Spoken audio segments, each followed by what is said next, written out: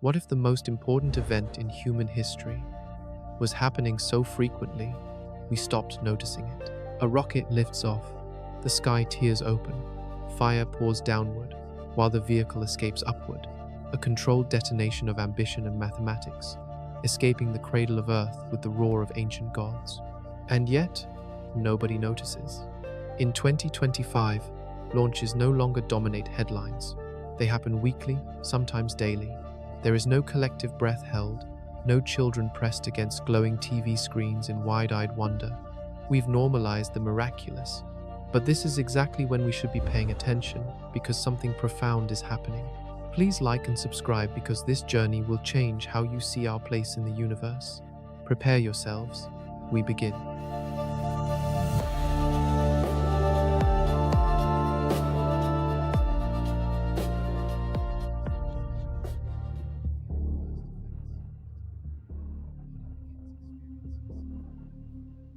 This isn't just about rockets. This is about the acceleration of human evolution. And the engine behind this new chapter isn't a government, it's a private company named SpaceX, operating like a mythological forge hammering out tomorrow on anvils of steel, heat, and code. In 2025, SpaceX is doing what once belonged only in science fiction. Over 100 launches in a single year, over 500 rocket boosters successfully return, a fully operational satellite internet constellation that outnumbers the stars visible to the naked eye, a gigantic stainless steel rocket called Starship that dares to test the limits of possibility every few weeks. And for the first time in history, humanity is not just visiting the heavens, we're building highways through them. The shift from occasional wonder to routine miracles. Not long ago, space launches were holy. The Saturn V ignited not only the sky, but something primal inside us. The space shuttle was the chariot of an entire generation. Even SpaceX's early Falcon 9 flights brought tears to the eyes of engineers, dreamers, and skeptics alike. But today, the noise has faded. We live in a time where extraordinary has become ordinary. And this might be the most dangerous kind of blindness. When the miraculous becomes routine, we forget to be astonished. But awe is not a luxury, it's a necessity. It reminds us we are passengers on a moving planet, spinning around a star, orbiting a galaxy, drifting through a universe we still barely understand. SpaceX's 2025 Cadence is more than technical prowess. It is a philosophical turning point. The cosmos is no longer a distant theater, it's becoming a workshop. The machine that never sleeps. It begins in California, or Florida, or Texas. Any given day, any given coast.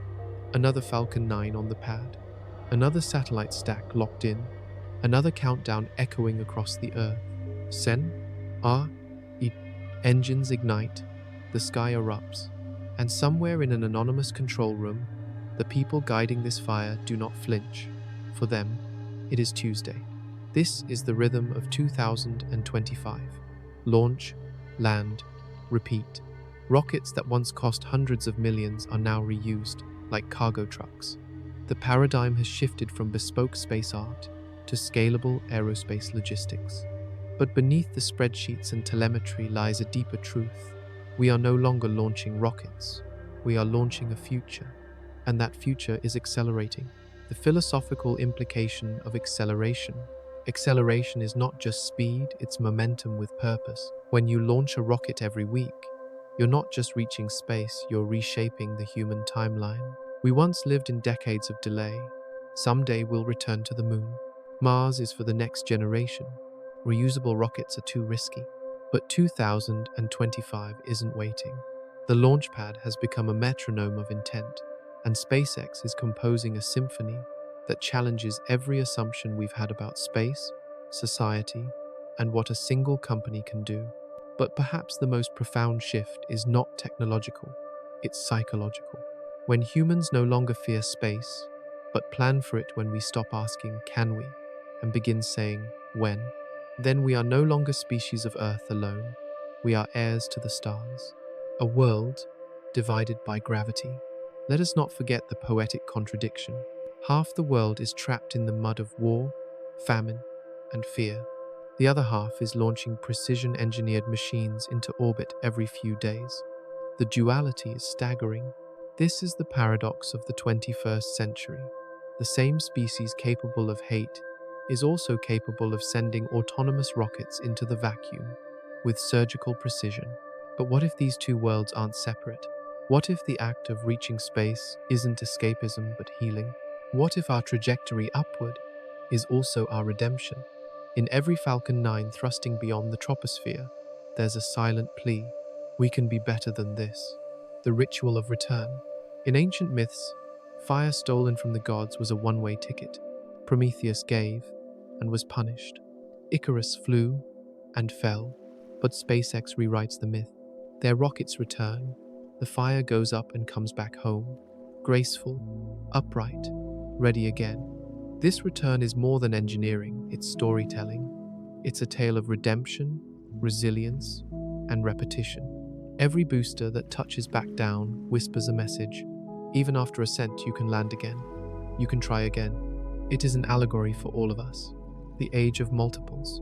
Where NASA had one shuttle, SpaceX has dozens of Falcons. Where Earth had one satellite network, we now have a constellation of thousands. Where launches were rare, they are now counted in hundreds. But more is not less. It is not dilution, it is evolution. 2025 is the moment we trade exclusivity for expansion. Access replaces awe, but awe evolves. We no longer tremble at a single launch. We marvel at the system that sustains them all. The sky is not the same as it was yesterday, and tomorrow it will be different still. Each rocket reshapes the future. Each satellite redraws our digital atmosphere. Each Starship test edges us closer to something that once seemed mythic: interplanetary life. But to see this, to feel this, you must wake up. You must look up, because the stars are changing not by themselves, but because we're rewriting them.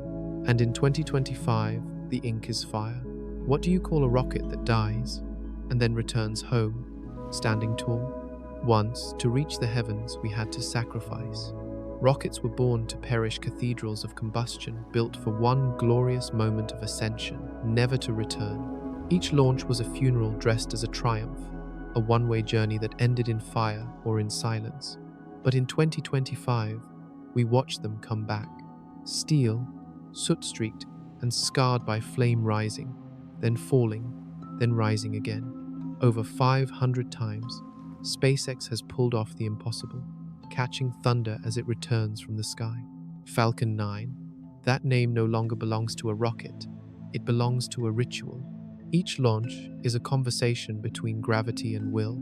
Each landing is a reminder that mastery isn't found in brute force, but in precision, resilience, and humility. SpaceX doesn't throw their rockets away. They catch them, they recycle them, they give them another chance. And in doing so, they challenge the oldest myth of all, that flight must end in destruction. There is something oddly human about this machine. It soars to the edge of the void, delivers its payload, and then returns, bruised, burning, and brilliant.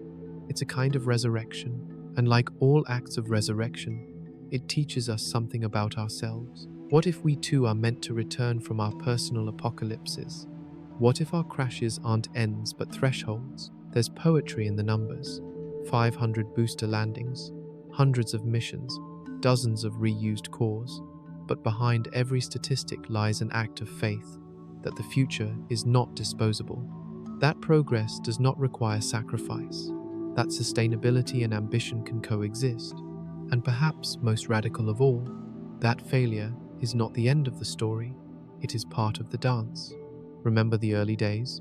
The test flights that ended in fireballs and twisted wreckage? Twitter threads filled with ridicule? News anchors questioning the feasibility? Financial analysts doubting the math? But where others saw disaster, SpaceX saw data. Each failed landing was an answer to a question they hadn't known to ask. And so they built smarter, flew better, landed straighter. And now, in 2025, we no longer hold our breath when the boosters descend. We expect them to return, and they do with eerie, mechanical grace. The landing legs deploy like the limbs of some metallic falcon, bracing for Earth's embrace. A blast of retrofire, a cloud of smoke, and then silence until the cheers erupt in the control room, and another success is etched into the logbook of the impossible. But let's not reduce this to engineering. This is transformation, not just of rockets, but of ritual, of repetition, of how we approach the unknown. In a world obsessed with novelty, SpaceX has taught us the beauty of the return, that going forward sometimes means circling back, that greatness is not in the leap but in the landing. Consider this. A Falcon 9 booster now lands with such regularity. It's no longer considered breaking news. The world scrolls past the spectacle, numb to the wonder. But we must not become blind.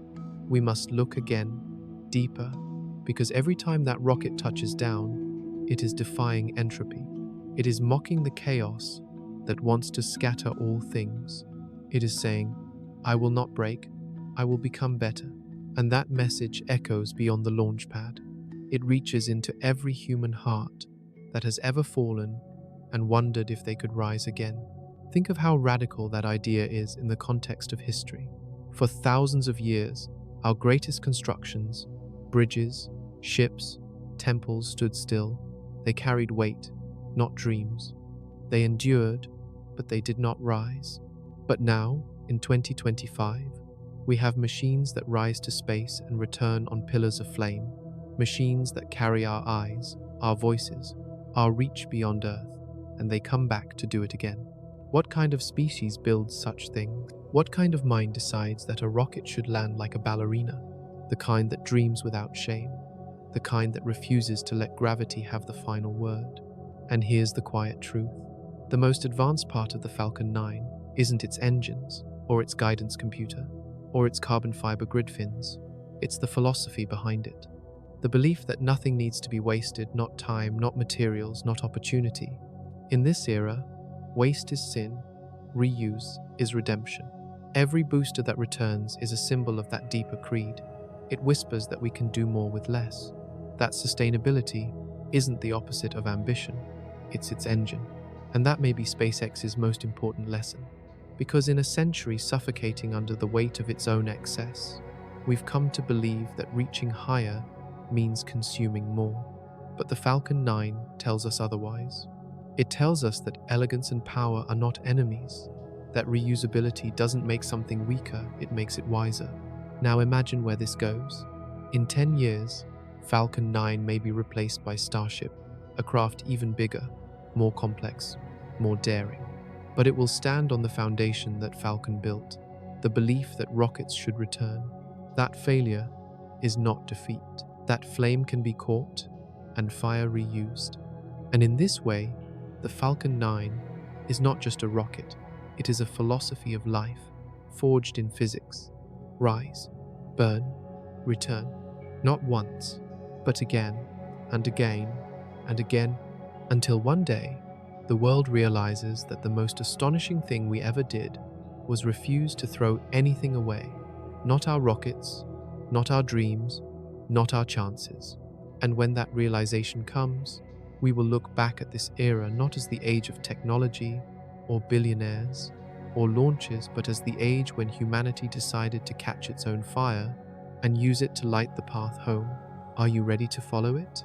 Because the boosters are already falling back through the sky, and the fire is returning.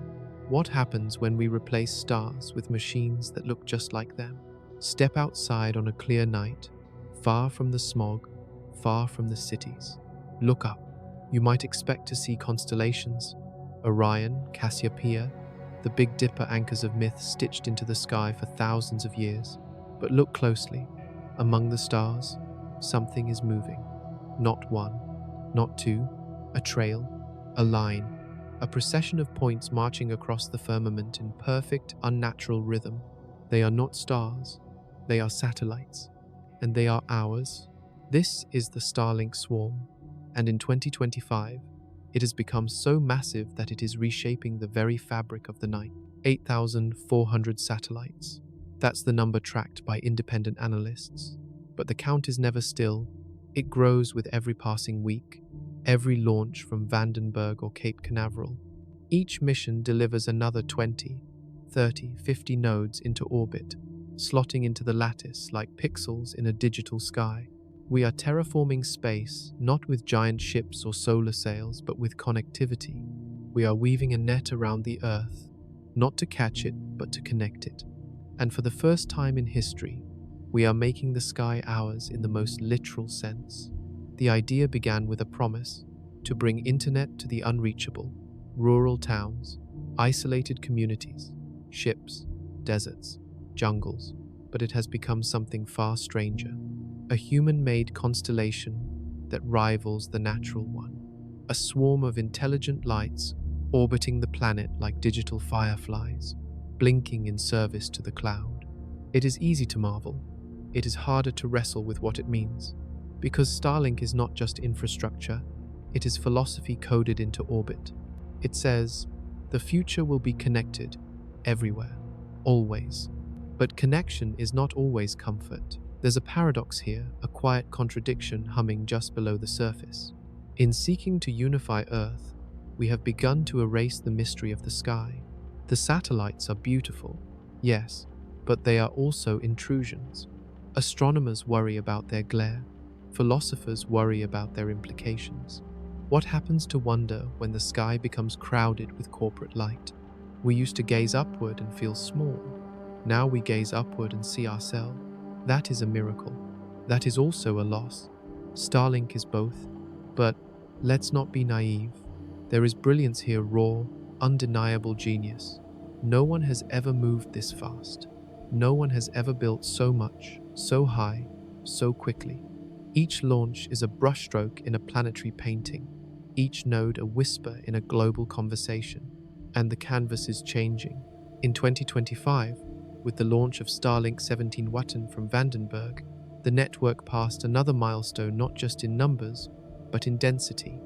There are now enough satellites to blanket the globe in near constant coverage. Internet from the vacuum, speed from the void. You could be in the middle of the ocean and still stream a video, make a call, write a message to someone orbiting the other side of the planet. That's magic, but it's not myth, it's machinery.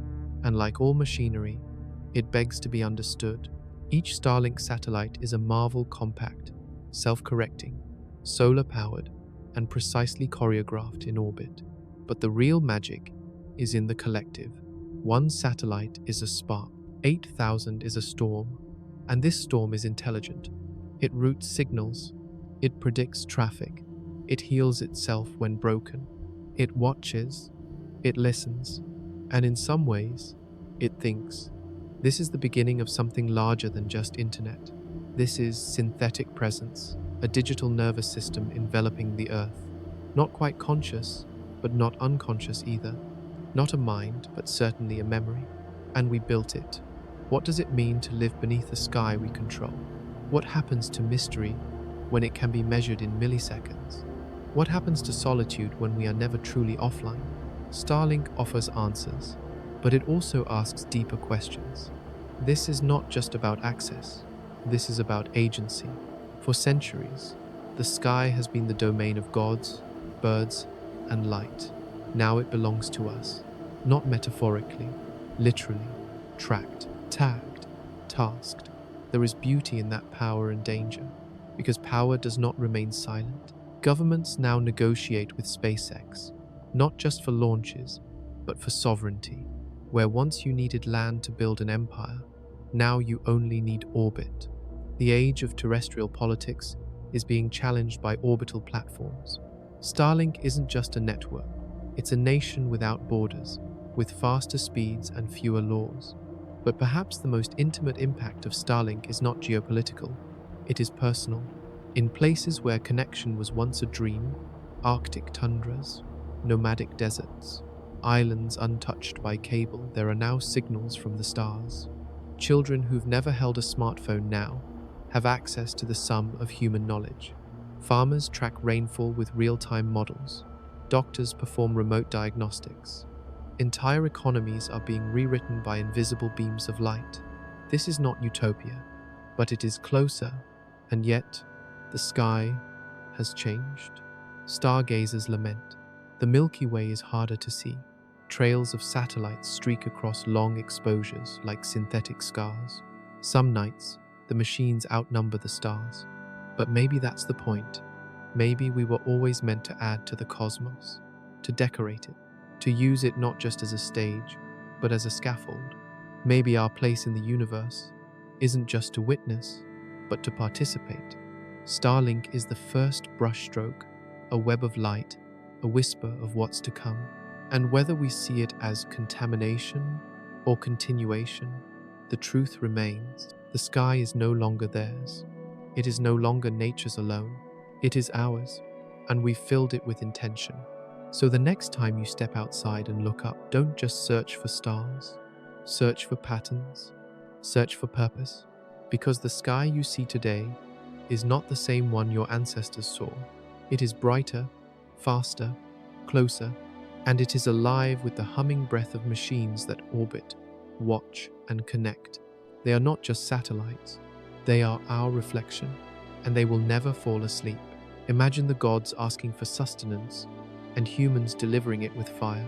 In ancient myths, Olympus was unreachable. Mortals could not approach it, let alone provide it with offerings.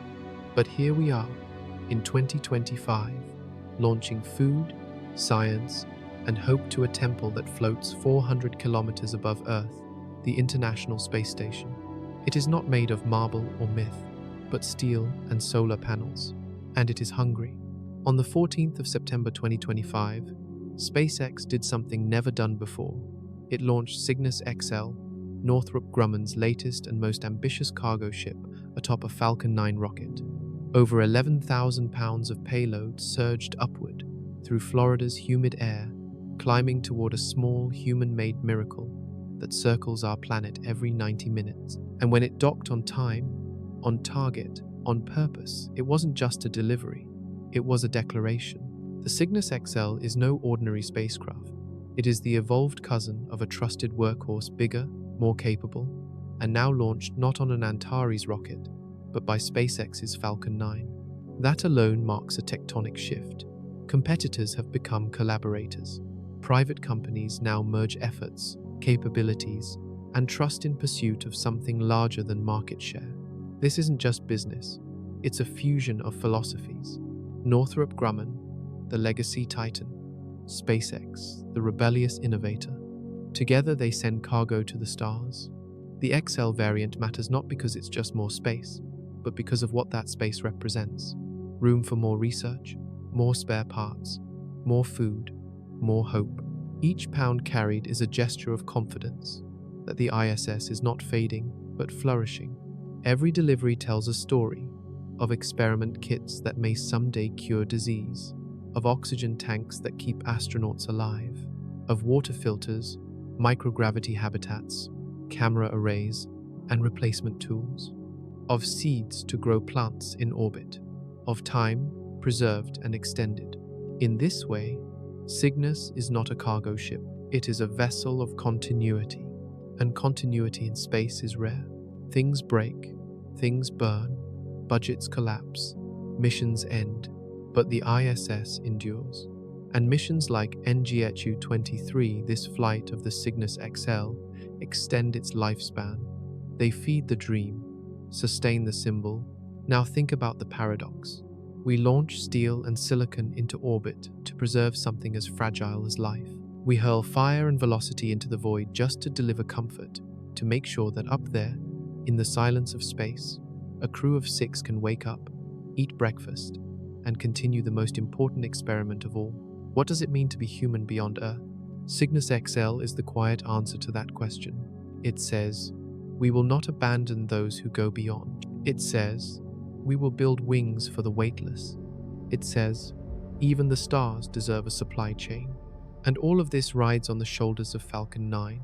The same rocket that lands with ballet-like grace now doubles as a lifeline to orbit. It doesn't just launch Starlink. It doesn't just test Starship components. It delivers the essentials. It becomes the cosmic cargo truck. But beneath the technical triumph lies a more tender truth. The farther we reach, the more we must care. The higher we go, the more we must support. Every mission to the ISS is an act of love wrapped in engineering. It's the same logic that sends letters to soldiers, care packages to friends in foreign countries, or groceries to aging parents. The logic of presence, of reminding them they are not alone. And yet, this is happening 250 miles above our heads, in a place where sunrise comes every 45 minutes, where you float to move, where you sleep strapped to a wall and drink from vacuum tubes, where Earth is a glowing orb and night is never really dark. Cygnus XL pierces that odd realm and says, "Here is Earth, delivered," and there's a hidden poetry in the moment when the capsule arrives. The robotic arm extends, the vessel is captured, the hatch is opened, and inside air, food, supplies, letters from home. It is mundane, and that is miraculous, because the most human thing we can do in space is not plant flags or fire thrusters. It is send a box of stuff to people we care about. 2025 proves that we're getting better at it. SpaceX and Northrop didn't just make a delivery. They demonstrated a new Model 1, where capacity meets cadence, where companies merge capabilities not out of desperation, but determination. NASA hailed the mission as a leap forward. The ISS crew called it a gift. And for SpaceX, it was another reminder that its rockets don't just make headlines, they make connections. There's something sacred about that. The Cygnus XL flew not for conquest, but for continuity. Not for power, but for preservation. It was a gesture, a stainless steel prayer launched into the void that says, "We're still here, and we're not done yet." As humanity tiptoes toward Mars, toward the Moon, toward commercial space stations and beyond, we must remember, our future will be held up by missions like this. Not just the dramatic ones, but the daily, the unseen, the supportive.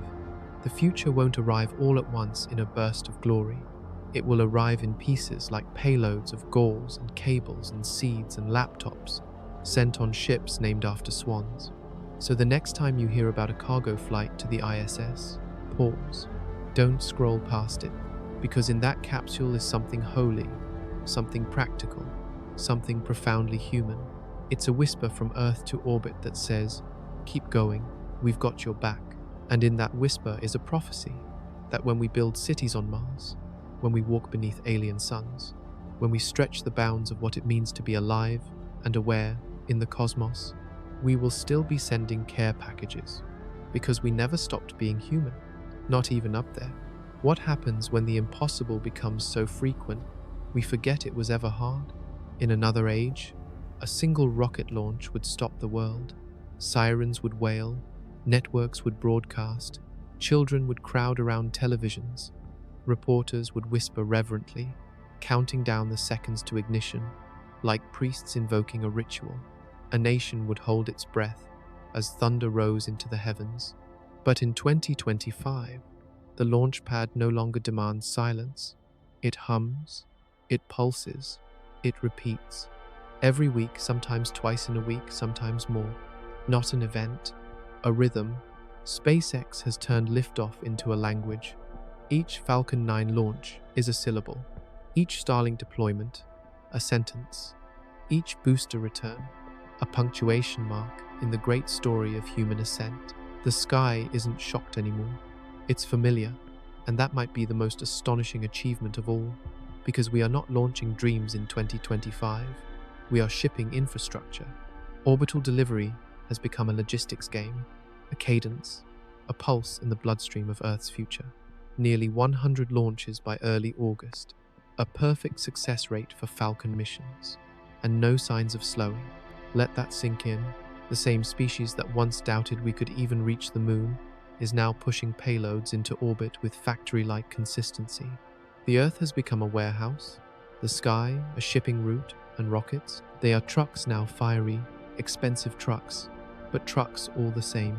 And while some mourn the loss of wonder, others see something deeper, the normalization of the miraculous. It's not that we've lost awe, it's that awe has matured. In 2025, the world no longer waits for the rocket to rise. It expects it to. The question isn't, will it work, but what's next?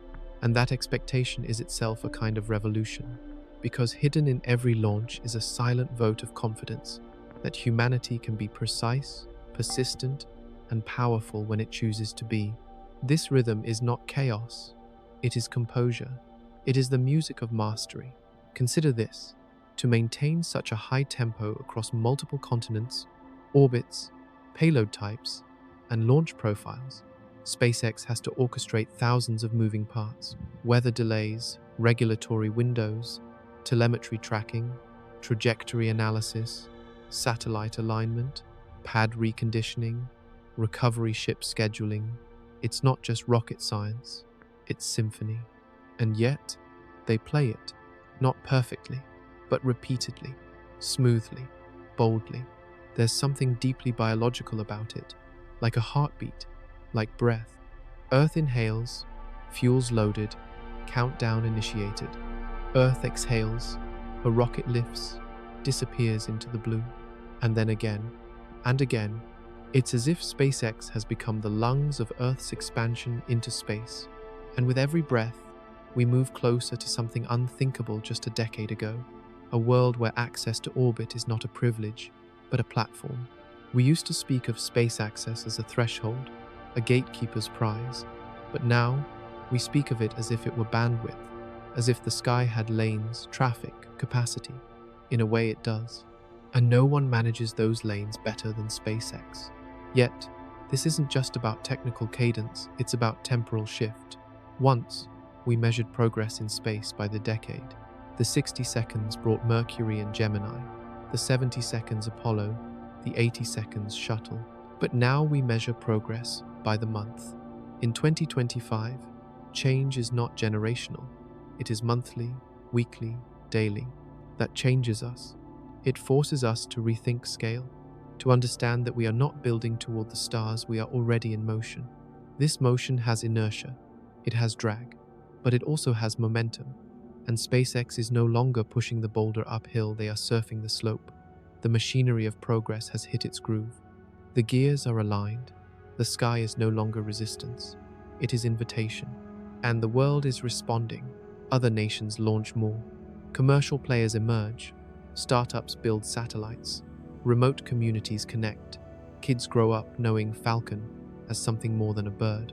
A new generation is being raised, not in the shadow of Apollo, but in the glow of the daily rocket report. And maybe that's the point.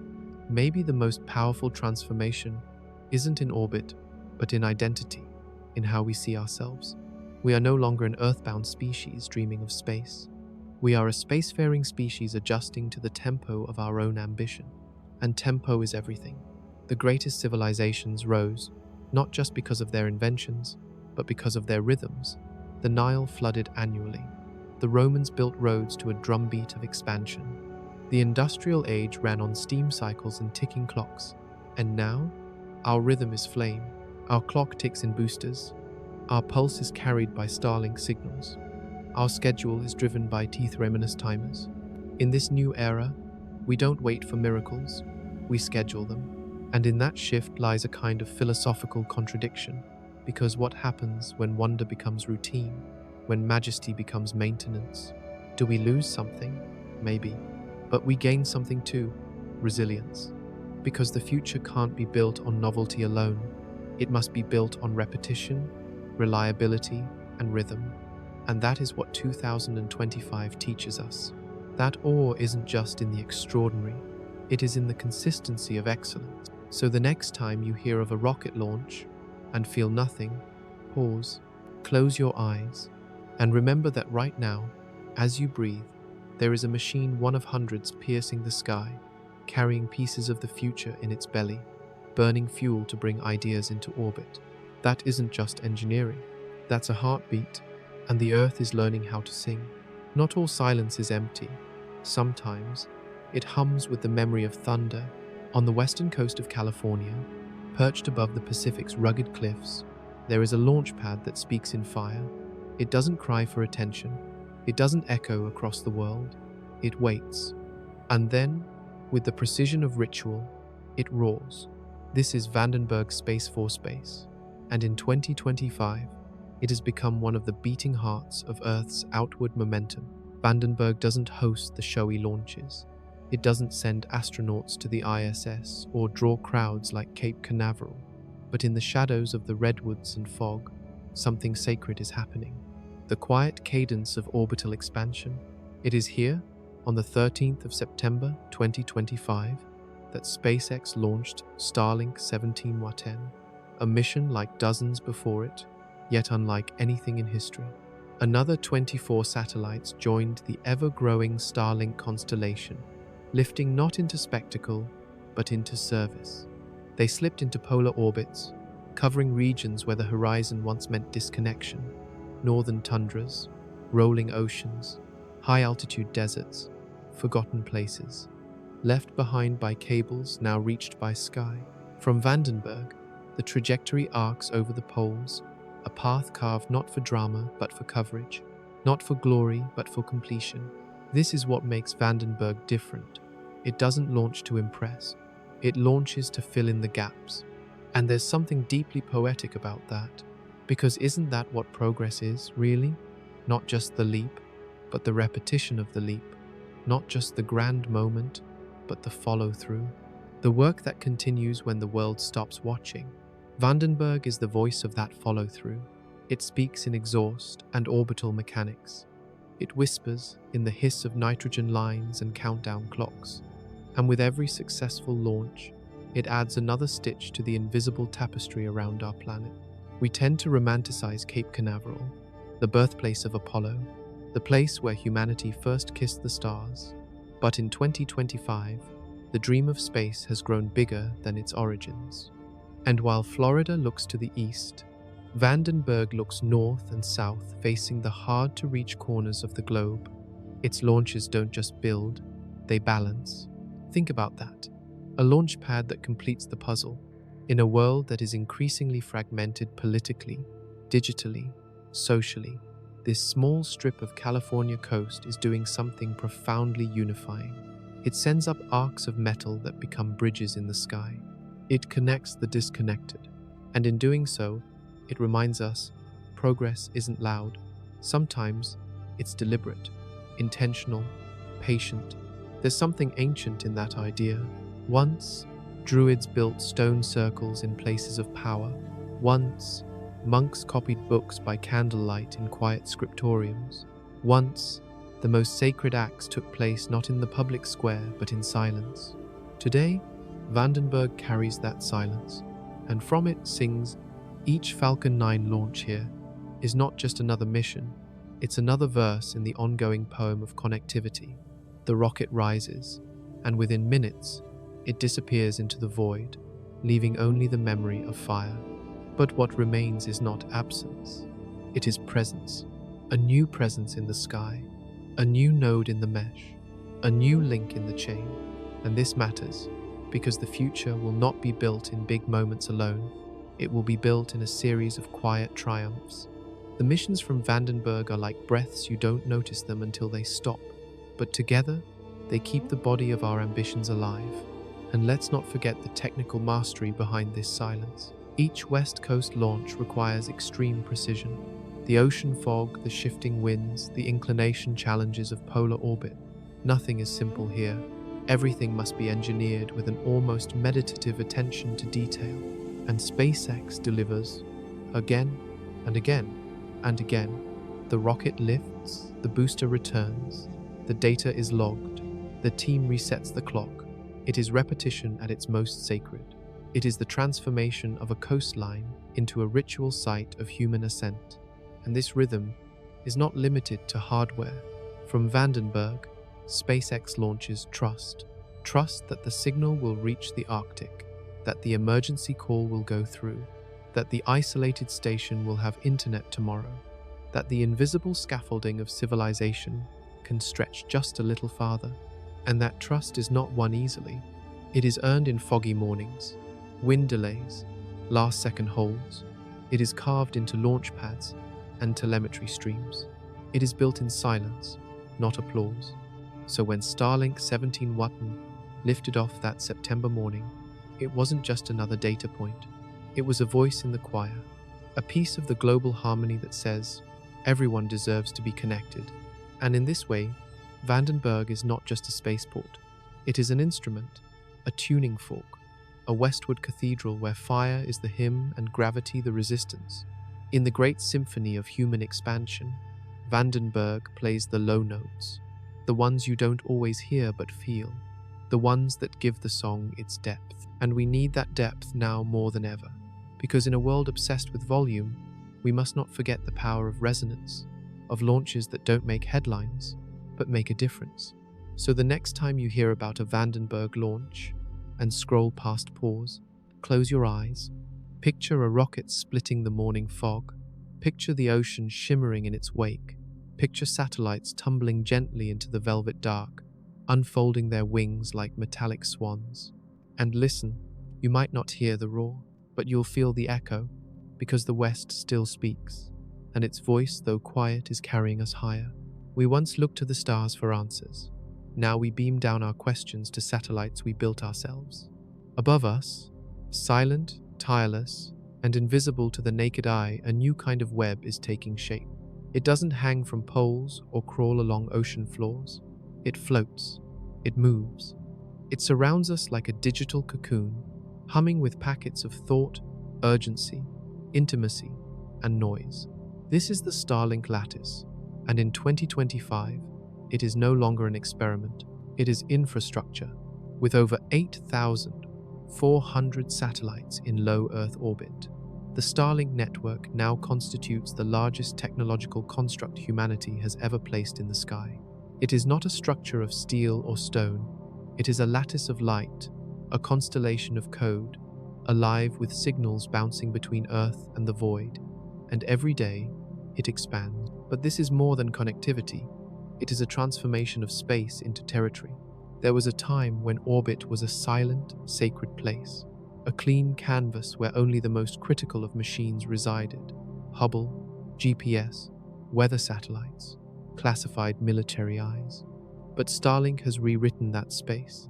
Now, orbit is busy, crowded, alive, and the sky is no longer passive, it participates. Every Starlink satellite is a node in this breathing, blinking, shifting organism. They communicate with each other through laser links, relaying information in real time across thousands of miles with no cables, no borders, no delay. It is not just fast, it is frictionless. The speed of light is their courier, the vacuum of space, their highway. And this is where the paradox begins, because what began as a project to connect the disconnected now raises deeper questions about who owns the air above us, who governs it, who decides what fills the silence.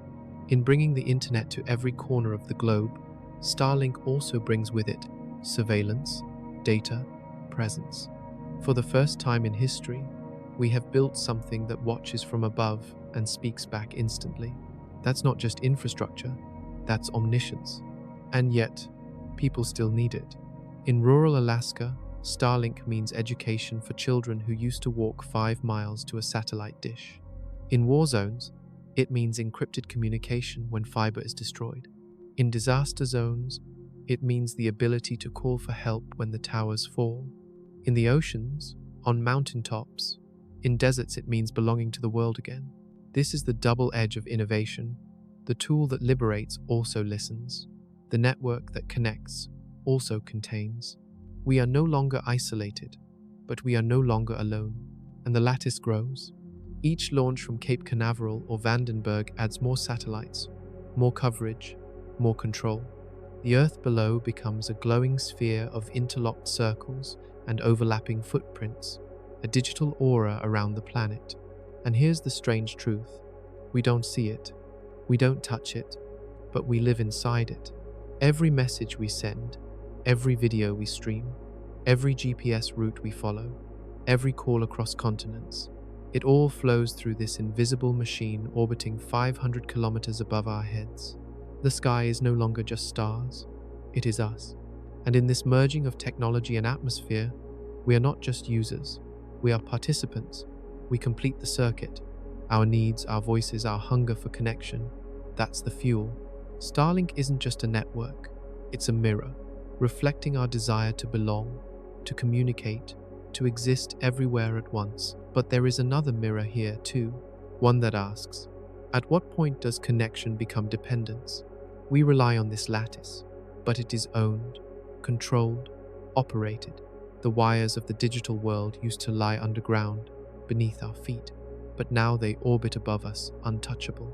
This raises new questions, not just for engineers, but for philosophers. If the sky is full of corporate satellites, is it still the sky? If every connection is mediated, filtered, optimized, and monetized, are we still free?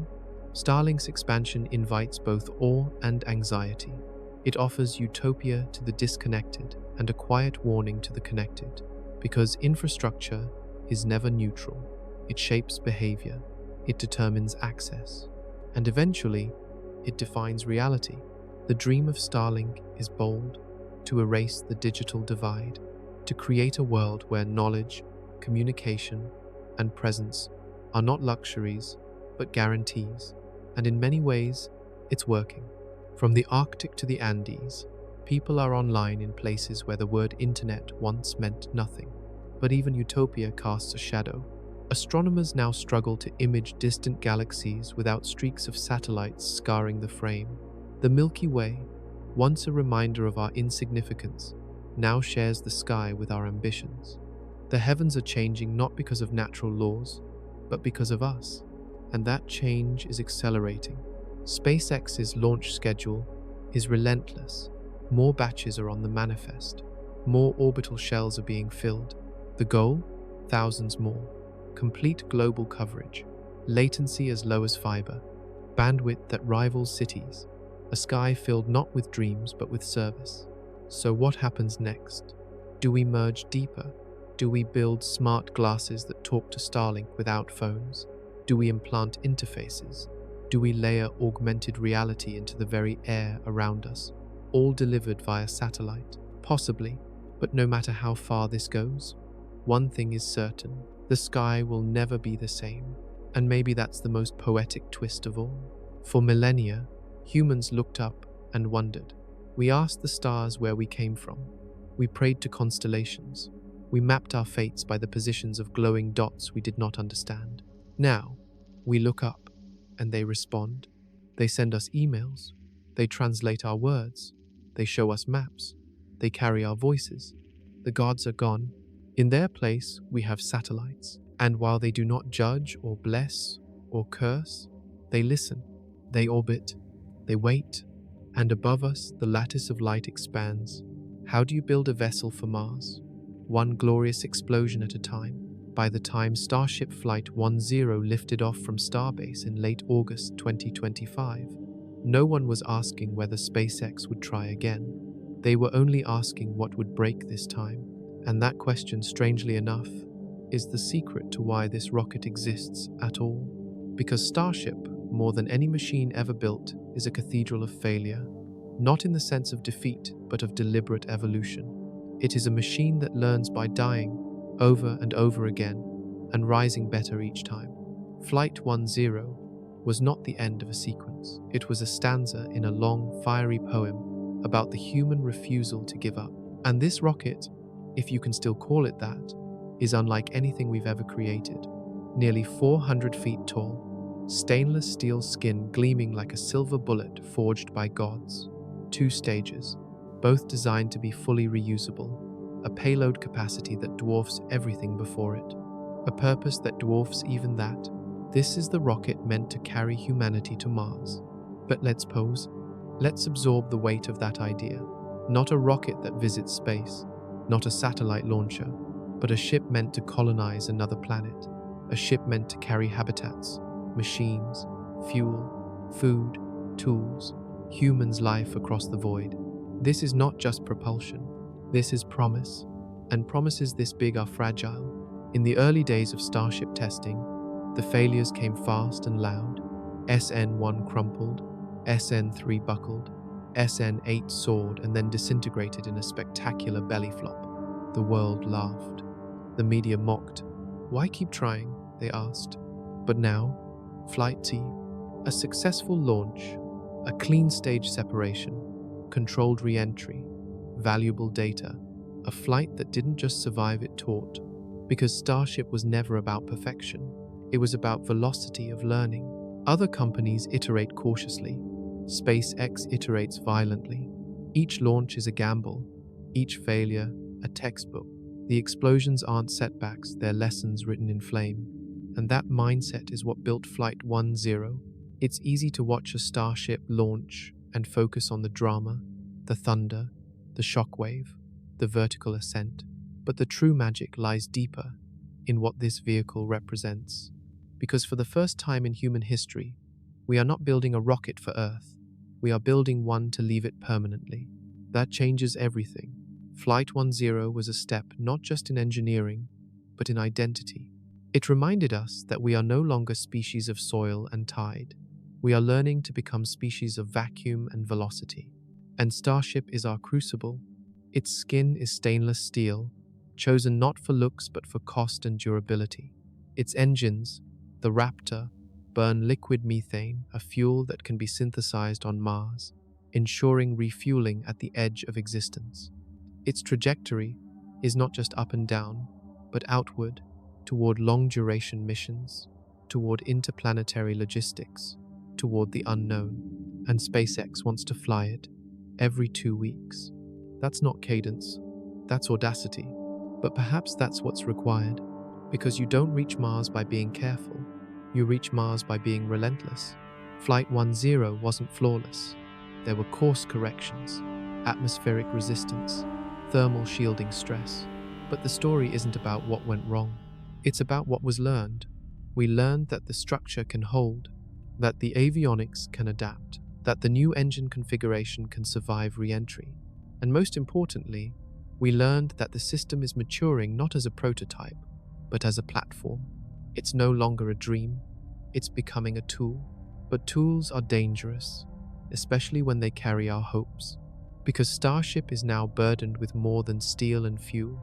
It carries the weight of everything we project onto the stars. Escape, renewal, transcendence. That's a lot to ask of a machine. But maybe that's what machines are for. To do the things we can't. To take us where we won't survive without them. To become the bridge between biology and the infinite. And in that role, Starship is not a rocket. It is a test of will. Can we keep going? Can we endure failure after failure and still try again? Can we dream so big that even a crash landing becomes a celebration? Because if the answer is yes, we are ready for the stars. Look again at Flight 10. See the heat ripple off its skin as it rises. See the contrail stretching into blue-black sky. See the second stage separate and fire its engines toward the horizon. And realize, this is not the future. This is the rehearsal. Mars is not waiting for us. It is silent, cold, patient. But Starship is not patient. It flies, it falls, it flies again. Each attempt carving a groove into the impossible. Each flight a fingerprint of intention. And in time, those intentions will take form. Lunar missions, cargo to Mars, crewed expeditions, eventually settlements, eventually home. But it begins here, with Flight 10, with its data, with its trajectory, with its flame, and with the belief that the things that shouldn't exist sometimes do, because someone dared to build them anyway. If God built mountains, we built engines to jump over them. It sounds absurd. A rocket the size of a skyscraper, made of reflective steel, launched from a patch of salt flats on the southern edge of Texas, destined for another planet. But here it is real, burning, tested, and tested again. In 2025, Starship is not science fiction. It's hardware. It's steel and flame and data. It's bolts under pressure, tanks under vacuum, engines screaming into wind shear. And yet, somehow, it still feels mythical. Because nothing about this machine should work. Not its size, not its goal, not its cadence, not its economics. And yet, SpaceX keeps flying it, building new prototypes, refining systems, launching, recovering, sometimes exploding, sometimes succeeding, but always learning. This is what it means to engineer the impossible. You begin with arrogance, then you fail, then you understand, Then you try again with humility, but never with less ambition. And that cycle repeats not once or twice, but dozens, hundreds of times until suddenly what was once fantasy becomes operational. This is how SpaceX built Starship. Not with perfect plans, but with relentless iteration. Not with fragile ego, but with ruthless curiosity. Every component is a puzzle. Every test is a page of the solution. And every failure is a step forward, because failure, in this context, is not a breakdown. It's a breakthrough. In late 2025, something extraordinary is happening. SpaceX is preparing Starship's first Florida launch from the legendary LC-COW 39 amperes, the same pad that launched Apollo 11, the same concrete slab where humans first left Earth for another world. And now, Starship stands there, not in a museum, not in a concept render, in real, gleaming metal. It towers over the gantries. It casts shadows onto history. It says, without saying a word, we are going farther than this now. But moving Starship to Florida is more than logistics. It's symbolism incarnate. It means SpaceX is scaling, not just building rockets, but building infrastructure to support a future where rockets fly often, cheaply, and globally. Boca Chica Starbase is the forge. But Florida?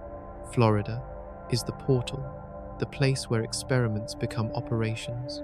And to reach that threshold, SpaceX had to reinvent everything: the rocket, the engines, the launch pad, the cranes, the software, the flight profiles, even the way people think about risk. You can't build the impossible using traditional tools. You have to build new tools first. That's why SpaceX doesn't just engineer rockets. It engineers factories. It builds the systems that build the systems. It optimizes the process, not just the product. And in doing so, it achieves something rare in the modern world: true vertical integration of imagination. From fuel composition to engine thrust vectoring, from orbital trajectories to pad flame diverters, nothing is off limits. Nothing is outsourced. Every piece of the puzzle is held in their hands, and with those hands they shape the future. But here's the truth: engineering the impossible is not about genius. It's about obsession. It's about walking into work after an explosion and asking, what did we learn? It's about reviewing thermal stress data at 2 a.m. It's about scraping charred paint off a landing pad and replacing it with something better. It's about not quitting, even when you should. This is the culture that fuels Starship. It's not safe, it's not clean, it's not pretty, but it works. And now, in 2025, that culture is bearing fruit. Flight after flight, pad construction in parallel, rapid testing, public data releases, new tank prototypes, heat shield tile adjustments, stainless steel alloys with updated performance curves, engine gimbal corrections, closed-loop software revisions. This is not chaos. This is evolution under pressure. It's what nature does. It's what neurons do. It's what civilizations do when they stop fearing failure and start embracing it. SpaceX is doing for rockets what Darwin did for biology: kill what doesn't work, quickly and often, until only the fittest design remains. And Starship? It's getting fitter. Not perfect yet, but better, sharper, lighter, stronger, more controllable, more capable, more real. What seemed like science fiction in 2020 is now launching, landing, and preparing for Mars refueling tests in 2026. Not because of a miracle, but because of a method. And that method is messy. It offends traditional aerospace. It breaks rules. It skips safety steps. It embraces visibility, even when things go wrong. But therein lies the deeper engineering principle. Transparency accelerates truth. When you see your failure in public, you fix it faster. When the world watches, you work better. When the stakes are higher, the urgency becomes transcendent. And Starship is the product of that urgency. It is no longer a question of, will it work? It is now, how soon will it fly again? That's a profound shift, because once upon a time, rockets were events. Now, they are iterations. Once, space was precious. Now, it's possible, and possibility is dangerous in the best way. It means the future is no longer waiting on technology, it's waiting on courage. Do we have the courage to go, to try again, to fly a rocket that might fail again and again until it doesn't? SpaceX does. And in doing so, it is not just engineering the impossible, it is engineering what comes next. A launch pad in Florida, a test site in Texas, a rocket that shouldn't exist, and a question whispered into the silence after each ignition. What else are we wrong about? What if Earth had 2 staircases to heaven and one was still under construction? In 2025, the skies above us are not defined by chaos, but by design, by 2 vastly different philosophies, climbing toward the same destination.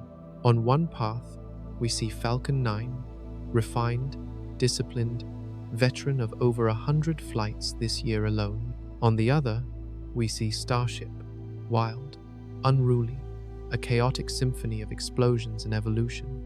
These are the 2 highways to space, one paved with precision, the other with possibility. Together, they represent the present and the future, coexisting, complementing, colliding in vision. Falcon is the wise craftsman, the elder sibling. It works, it's repeatable, it's reined in, it lands on a dime, delivers on schedule, returns like a loyal machine built not just to fly, but to fly again. Starship is the rebel, bigger, louder, still imperfect, but it dreams of something Falcon never dared. Not just orbit, but oceans of Mars, ice of Europa, colonies under alien suns. And SpaceX? It's betting on both, because in the great architecture of access, Falcon is the bridge and Starship is the ship. The bridge carries what we know, the ship carries what we hope for. Falcon 9 has mastered the art of reaching low Earth orbit. Dozens of times this year, it has lifted Starlink constellations, international payloads, crew capsules, and now Cygnus XL. Its engines ignite like a heartbeat. Its boosters return like muscle memory. It has normalized the impossible. There's a quiet nobility in Falcon's rhythm. It is the backbone of the new space economy. Reliable, predictable, economical. The thing other companies depend on when failure isn't an option. It is the highway we trust. But trust can become a ceiling. Falcon 9 can go far, but not far enough. Its second stage burns hot, but doesn't return. Its payload capacity, while powerful, is finite. It's not meant for the moon. It cannot build Mars. It's perfect until you want more. And we do. We want outposts on the moon. We want greenhouses on Mars.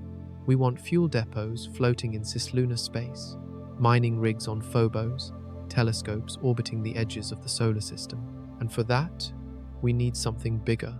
That's where Starship arrives, not to replace Falcon, but to transcend it. These 2 machines are not rivals. They are a relay. Falcon hands the torch, Starship runs into the dark, and yet, the tension between them is beautiful. Falcon is tightly managed. Starship is recklessly ambitious. Falcon conserves. Starship consumes time, resources, attention, courage. But Starship also promises, and that promise is contagious. Just look at how the industry is shifting. Falcon's reliability gave rise to new expectations: cheap, fast, reusable. But Starship's scale gives rise to imagination. Entire missions are now conceived with its payload in mind. Lunar bases, Martian supply chains, fuel depots, floating hotels. Ideas once laughed out of the room are now waiting on test flights. The world is holding its breath, but not for Falcon anymore. Falcon is the road we drive every day. Starship is the rocket we'll take when we finally leave home. This duality, the dependable present and the daring future, is what defines SpaceX in 2025. No other company straddles the line between what is and what could be with such boldness. It's not about abandoning the old for the new, it's about building both and letting time decide which one lasts. For now, they coexist. The Cape echoes with Falcon launches, rhythmically scheduled, clockwork in nature. Meanwhile, down in Boca Chica, Starship flies wild, learning to fall, to fail, to roar, to rise again. 2 coasts, 2 cultures, 1 mission. And that mission is more than Mars. It's more than satellites. It's about redundancy of belief. We believe in reliability, but we also believe in revolution, and we're not afraid to chase both. In that sense, these rockets become metaphors. Falcon is the part of us that makes the rent, picks up the kids, does the work, shows up on time. Starship is the part that stares out the window and wonders if we could disappear into the stars and never come back. We need both. We are both. And so we build both, because we know deep down that neither alone is enough. We can't build a future if we only dream, and we can't dream at all if we forget the stars. So here we are, in 2025, watching 2 roads rise from Earth, one smooth, one rugged, one built with history, one built on hope, and every few weeks they both light up the sky. Some days, it's Falcon. Other days, it's Starship. Sometimes, both. And in that rare alignment, when the present and the future fly within days of each other, it feels like Earth is lifting itself upward, not in pieces, but in unison. That's the beauty of this moment. We are not choosing between now and later. We are building both simultaneously. The staircase and the rocket, the bridge and the dream, the Falcon and the star. The new maps of Earth are being drawn from the sky. Once, mapmakers sailed storm-choked seas, sketching coastlines with trembling hands and the smell of salt in their lungs. They charted what they could see: mountains, rivers, borders, trade routes. The world was drawn by eyes and ink and courage. But in 2025, maps are no longer made from boats. They're made from orbits. And the people who draw them now, they don't use compasses, they use satellites. They don't navigate with stars, they launch new ones. These are the new cartographers, engineers, coders, signal mappers, and machine learning algorithms. And they are charting a world not just of geography, but of connection. The globe, once a patchwork of borders, is now overlaid with a glowing mesh drawn not by armies or empires, but by Starlink. When you look at Earth from orbit, you don't just see land and ocean. You see footprints, circles of coverage, arcs of signal, zones of latency, moving shadows of satellite beams. Each node, each transmission, reshapes how people live, how they speak, what they know, who they become. And that's what a map really island. It's not lines, it's consequence. In the 15th century, a new map meant new trade, new war, new power. In 2025, a new Starlink shell means new internet, new education, new medicine, new politics. Starlink is not just orbiting Earth, it's rewriting it. In places where geography was once destiny valleys, deserts, island chains, now signal beams cross terrain like light through glass. The ancient barriers dissolve, connectivity becomes topography. The Sahara has a ping rate, the Arctic has bandwidth, the middle of the Pacific Ocean is no longer nowhere, it's online. And this shift isn't abstract, it's daily life. A child in the Andes attends a virtual classroom. A fisherman in the Bering Sea checks storm warnings from orbit. A nurse in a war zone uploads X-rays to a cloud server. All because of a satellite that was launched months ago, from a launch pad they'll never see. This is cartography without ink, connection without cable, presence without proximity. But maps are never neutral. Every map reflects the worldview of its maker. And the Starlink constellation? It reflects the worldview of SpaceX. Speed, expansion, iteration, access, but also control. Because in a sense, Starlink isn't just mapping Earth. It is owning the informational terrain. When you rely on a sky-based network, you are no longer dependent on local towers, local infrastructure, or local regulation. You're dependent on an orbital system maintained by a private company, governed by launch cycles, software updates, and geopolitical negotiations. That's not necessarily sinister, but it is unprecedented. The old mapmakers worked for kings. The new ones answer to algorithms and sometimes CEOs.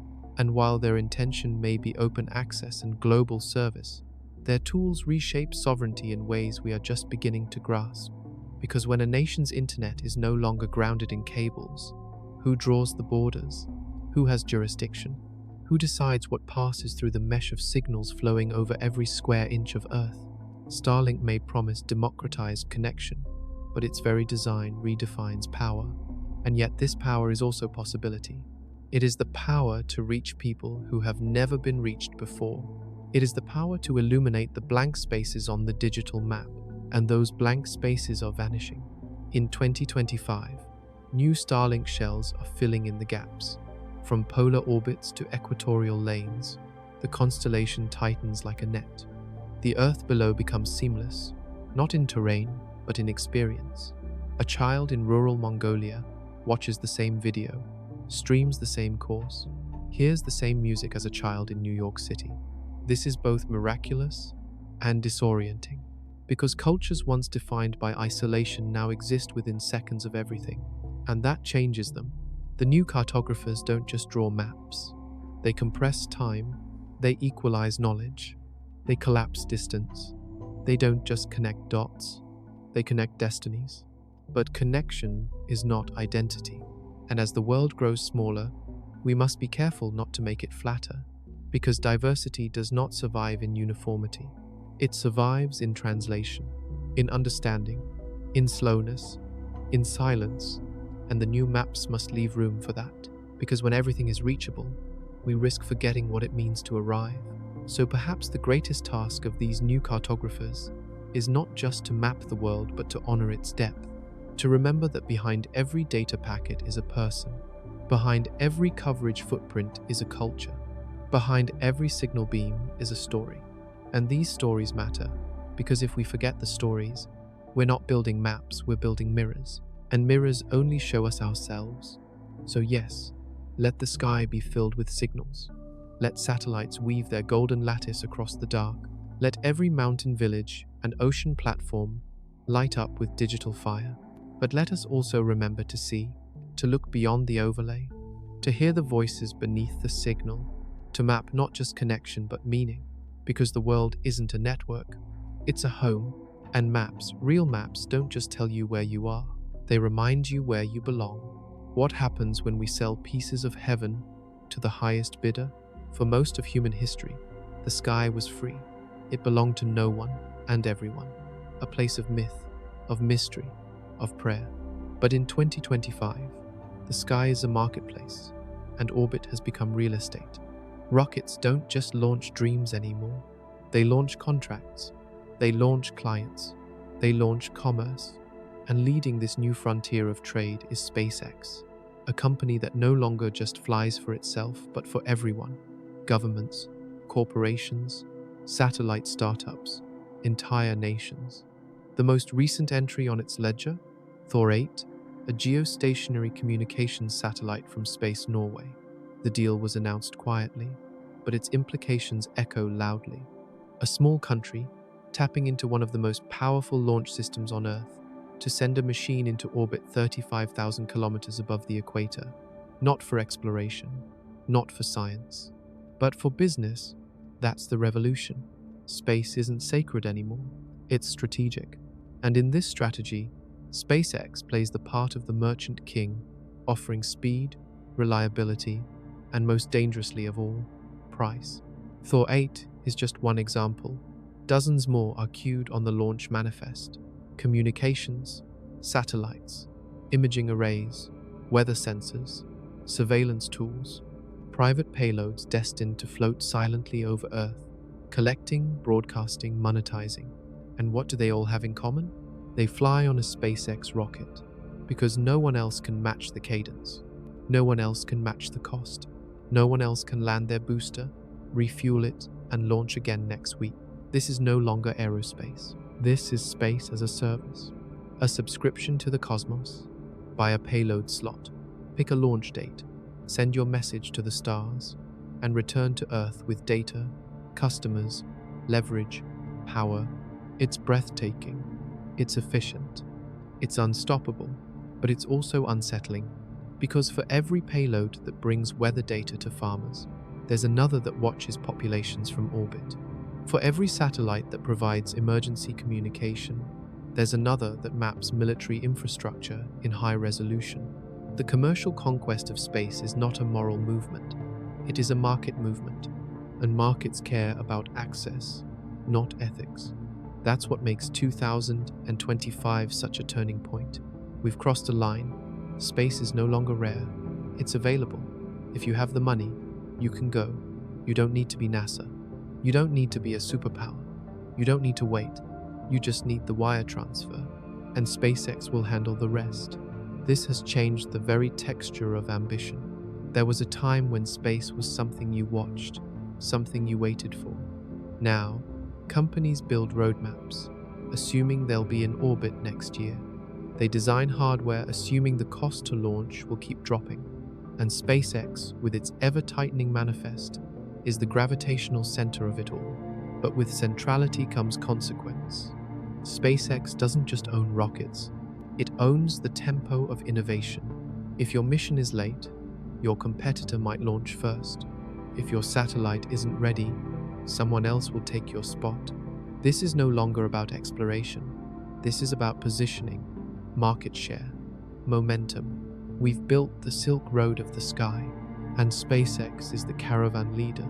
But what does it mean to conquer the stars commercially? It means orbit becomes fragmented. It means constellations serve advertisers. It means data becomes a form of gravity pulling investment, shaping policy, dictating who sees what and when. And the frontier, once defined by wonder, becomes a spreadsheet. And yet, this isn't necessarily dystopia. Commerce has always accelerated capability. The ships that discovered continents also carried cargo. The trains that crossed empires also carried coal. The cables that spanned oceans also carried stock prices. It is the same with rockets. We fly more when we fly for profit. And in that acceleration lies opportunity. A small nation like Norway can place its own satellite in geostationary orbit, something only superpowers once managed. A weather startup can launch its first prototype. A student-built payload can piggyback on a Falcon rideshare. The gate is open, but the gatekeeper is private. And that introduces a new kind of paradox. We are democratizing access by centralizing power. We are opening the skies by renting them. The Thor 8 contract is not just a transaction. It's a symbol that orbital presence is now an asset class. That space has joined land, sea, and cyberspace as a place where economies are born and battles silent, strategic, invisible are fought. And this is just the beginning. SpaceX is building Starship, not just to explore, but to deliver. Imagine what happens when entire factories can be launched to orbit, when mining payloads can be dropped on the moon, when supply chains stretch not just across nations, but across worlds. The conquest has begun. But this time, we are not planting flags. We are planting business models. And that's the strange beauty of 2025. The sky has never been so crowded, so loud with ambition, so full of futures being negotiated in payload bay contracts. And amidst this silent war for orbit, one company stands at the center, not because it controls the sky, but because it controls how we get there. And that makes all the difference. Because in the new space age, power doesn't belong to the one who holds the territory. It belongs to the one who launches it. The sky doesn't wait, it invites. Every week in 2025, rockets rise like clock hands ticking forward, pointing not to midnight, but to a future just barely within reach. The launch manifest is no longer a list of occasional events. It is a heartbeat, steady and rising, a rhythm of intention, a declaration that we will not pause. Not now, not ever. This is the age of launch manifest destiny, not the conquest of land, but of low Earth orbit, of geostationary rings, of lunar trajectories, of launch pads awakening at dawn on both coasts of the American continent. SpaceX doesn't launch anymore. It flows. The launch calendar reads like a symphony sheet. Vandenberg, SLC Quar 4, E Starlink in polar orbit. Cape Canaveral, SLC Quar 40 rideshare to Sun, synchronous. Kennedy, Space Center, LCAU 39 amperes, crew mission, Cygnus XL, experimental tech payload, then repeat, then double it. Every entry is a promise. Every window is a countdown. Every ignition is a vow kept in flame. The sheer scale of this schedule is staggering. Dozens of launches per quarter, multiple boosters on simultaneous refurb cycles, fairings prepped like assembly line helmets, ocean barges positioned for recovery, tanks filled, stages stacked, software debugged. This is not exploration in its old form. This is production. The sky has become a supply chain, and yet behind the efficiency, behind the tight margins and flawless recoveries, there's something deeper: intent. Each launch is not just a technical act, it is an existential one. It says, we are moving forward. It says, we are not afraid of failure. It says, we believe in repetition as a form of revelation, because this isn't about any single mission anymore. It's about momentum. The manifest isn't just about which satellite flies next. It's about who gets to shape the sky. It's a silent war fought with flame and precision between dreams and delays, between innovation and inertia. And in this war, frequency is victory. You don't dominate space by building the best rocket once. You dominate space by launching so often that no one else can catch up. This is SpaceX's strategy. And in 2025, it's winning. At any given time, a Falcon 9 is being prepped for Starlink, another for a commercial client, another recovered from sea, another launched from the opposite coast. At any given moment, fuel is moving, engines are cycling, telemetry is analyzing. The Earth itself has become a staging ground for constant liftoff. There's something hauntingly beautiful in that, a kind of aerospace ballet, unfolding on two coasts, under two skies, one fog-draped and quiet in California, the other sunlit and humid in Florida. Two launch pads, two tempos, one mission. Don't stop. And soon, not just Earth, the manifest for late 2025 includes preparation for Starship's Florida debut. LCET 9 amperes is being modified. Environmental reviews are underway. Integration towers rise like cathedrals to velocity. If all goes to plan, Starship will soon join the manifest not just as test flights from Texas, but as operational missions from Florida. That will change everything, because Starship doesn't fly like Falcon. It doesn't deliver like Falcon. It doesn't just launch.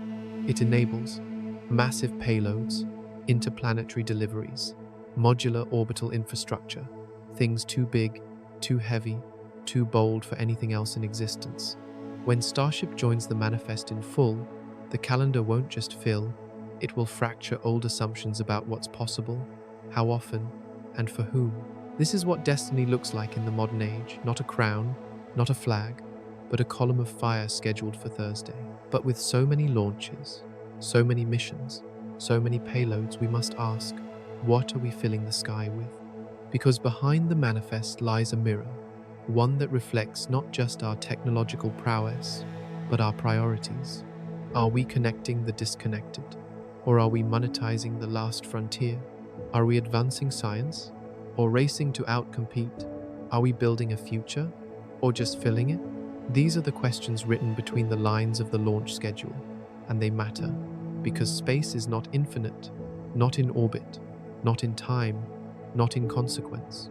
The manifest is not just a list. It's a map of our intentions, our ambition, and our blind spots. But to read it properly, we must look past the dates, past the payload names. We must feel the rhythm. It's there in the silence before ignition. It's there in the sudden glow on the launch tower. It's there in the booster returning through the clouds, slowing, straightening, balancing until it lands in flame and dust. Each mission is a measure of faith. Faith in our systems, faith in our repetition, faith that if we keep launching, something larger will unfold. That perhaps, beyond the numbers and the metrics and the manifests, we are heading somewhere that no schedule can define. A future that isn't just faster but wiser. A space age not just of velocity but of vision. And so the manifest grows, and the rockets rise, and Earth, ever so quietly, begins to orbit its own ambition. We used to burn what we built. Now we catch it before it hits the sea. In the old world, Rockets were candles, one use, one burn, one chance to touch the sky before collapsing into ocean foam, rusting alone at the bottom of the sea. It was beautiful. It was tragic.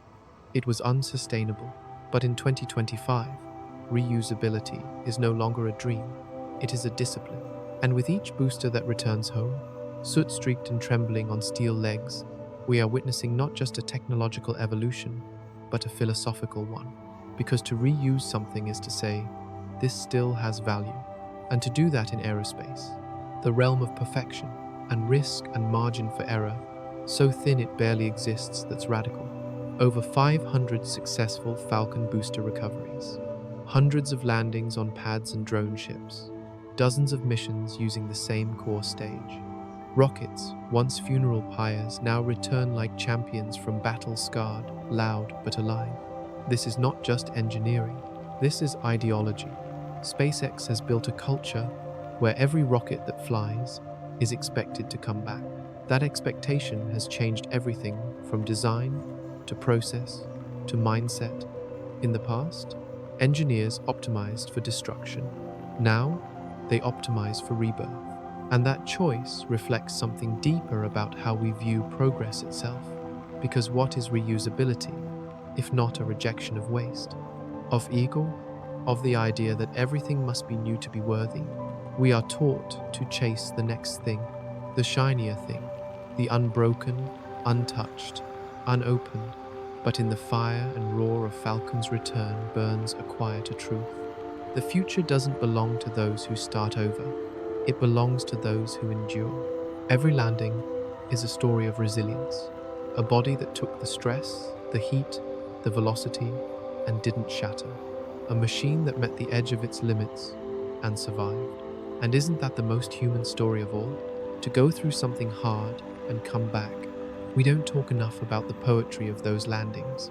The booster drops from the edge of space, falling like a spear, then flipping, then firing again, slowing itself with a roar of defiance, as if shouting, "I am not done yet," and then grace. Legs extend, a final burst, dust kicked up from concrete or sea deck, and silence, not destruction, not debris, just return. It's choreography now, normal, expected, but let's not forget how impossible this once was. How many said it couldn't be done, how many called it a gimmick, how many warned the costs would outweigh the benefits. And yet, SpaceX made it work. Not by getting it right the first time, but by insisting that the second time mattered, and the third, and the 39th. There's a lesson here, one far beyond rockets. In a world that constantly tells us to move on, to discard, to buy new, to reinvent, SpaceX teaches us to look again, to believe that what has been burned once might still be beautiful, might still be useful, might still be enough. And that changes everything. It changes how we think about time, about patience, about repair. Because reusability is not just economic, it's ethical. It's the refusal to participate in waste for its own sake. It's the courage to believe that longevity can be revolutionary. And in doing so, SpaceX didn't just lower costs. It didn't just raise cadence. It rewrote the value system of spaceflight. A used rocket is not a compromise. It is a badge of honor, a trophy of fire, a memory of flight etched into metal and soot. And more than that, it is a promise that we will fly again, that our ambitions are not disposable, that even the most complex machines we build deserve a second chance. This idea is taking root across the industry. Other companies now chase reusability, not because it's fashionable, but because it's necessary. The economics demand it, the planet demands it, even the physics of scaling to Mars demand it. You cannot build a multi-planet species with a single-use mentality. You have to recover, not just your rockets, but your mistakes, your missions, your faith. The philosophy of reuse doesn't stop at steel. It extends to us. How many times have we burned out? How many times have we fallen from the edge of what we thought we could handle? And how many times have we landed, dusted off, fired up, and gone again? We are all rockets. We rise, we fall, we recover, and if we're smart, we learn to reuse ourselves.